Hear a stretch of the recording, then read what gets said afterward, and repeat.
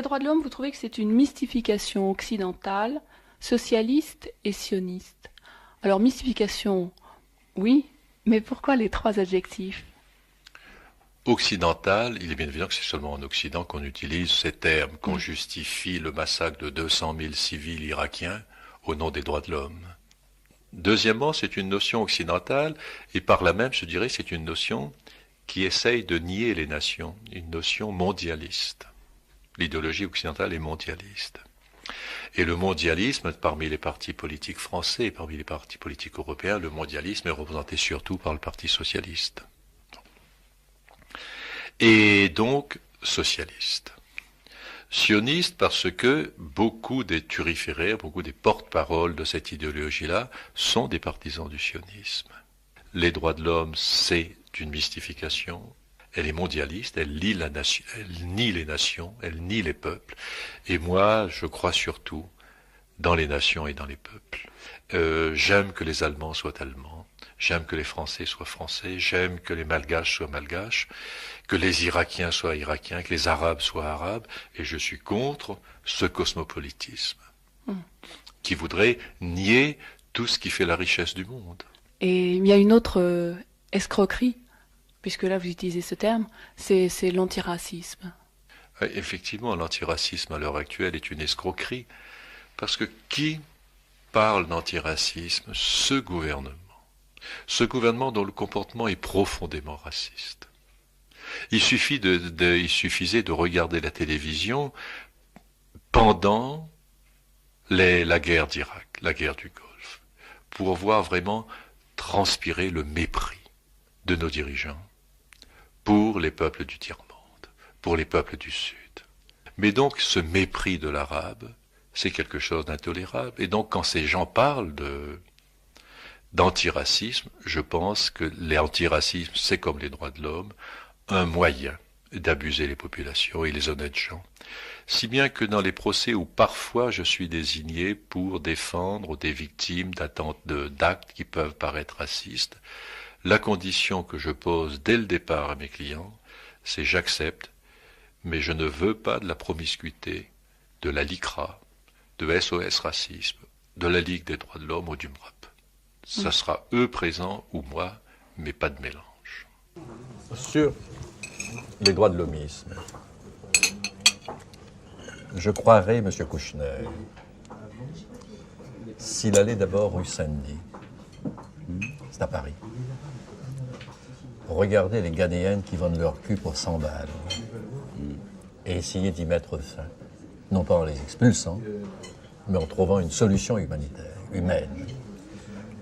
Ça, il ne le fera pas.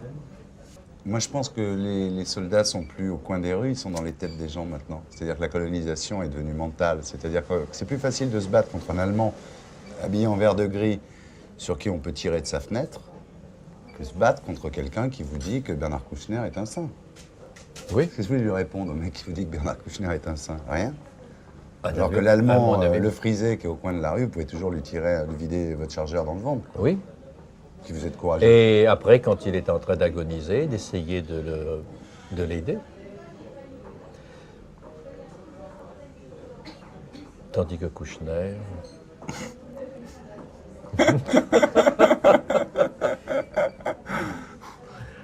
Non, je dis ça parce qu'il n'a pas besoin d'aide, il en dispense.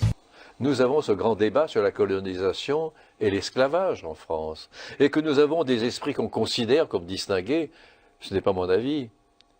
M. Finkielkraut, écrit philosophe, professeur à l'école polytechnique, écrit que l'esclavage et la colonisation ont eu des aspects positifs chez les peuples sauvages chez qui on allait.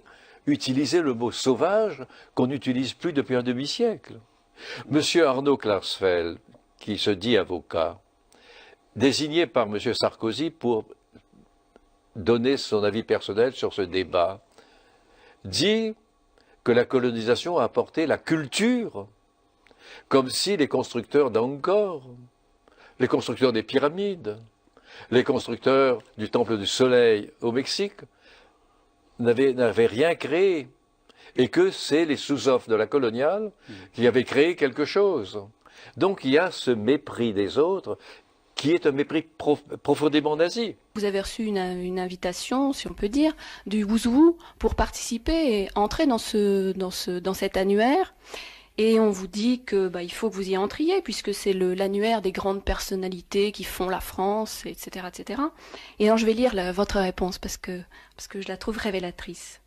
Madame, je reçois votre invitation et vous en remercie vivement. Malheureusement, je dois la décliner, car je ne pourrai supporter longtemps le voisinage de la moitié des occupants de votre annuaire, qui représente tout ce que j'abhorre en ce siècle, la culture de l'énarque, l'élégance du parvenu et la morale du faussaire, tous humanistes. Avec mes regrets, Jacques Vergès. Et la moitié des gens dans ce truc, c'est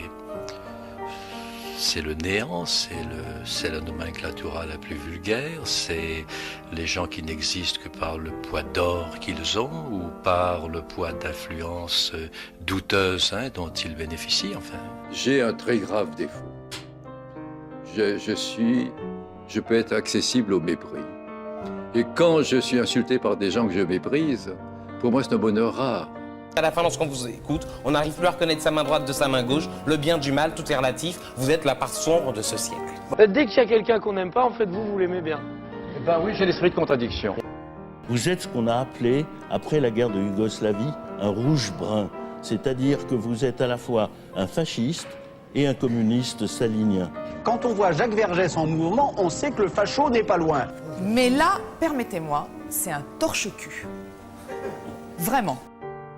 Donc les droits de l'homme, pour vous, c'est une connerie. Je sais pas, je comprends pas. Ce qui est inquiétant, c'est vous, je crois. Mais merci. Le bain est coulé, il m'attend.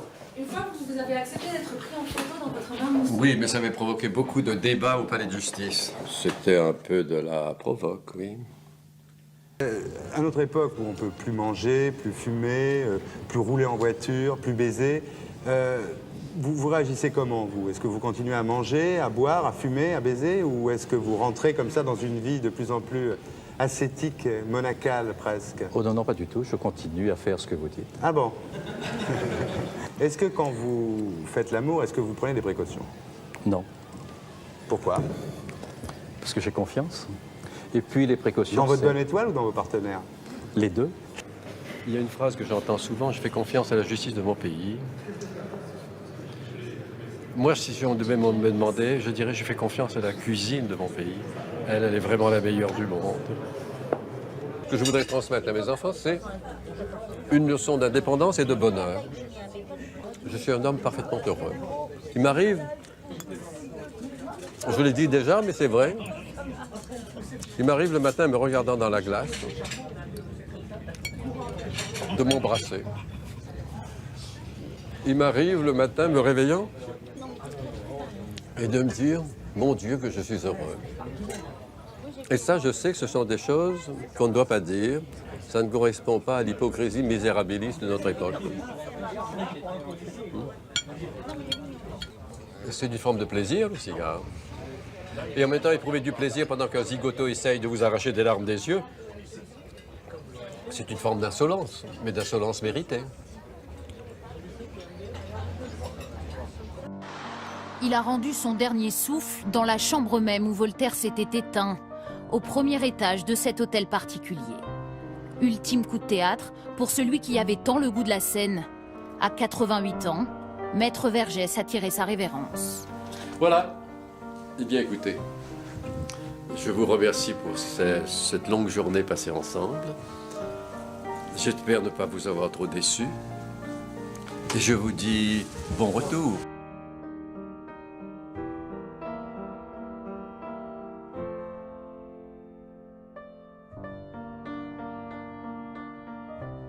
Et vous direz quoi pour votre défense lors du jugement dernier? Devant Dieu ou Saint-Pierre? Je crois que je ne dirai rien parce que c'est lui qui me dira « Toi alors ».